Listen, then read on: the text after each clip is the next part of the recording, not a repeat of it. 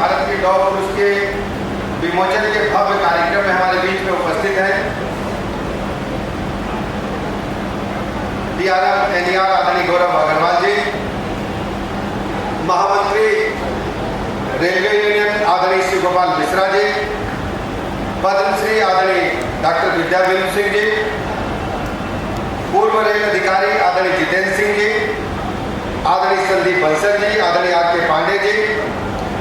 आदरणीय आनंद मिश्र जी, आदरणीय बिंदु जैन जी, आदरणीय नीरज अरोड़ा जी,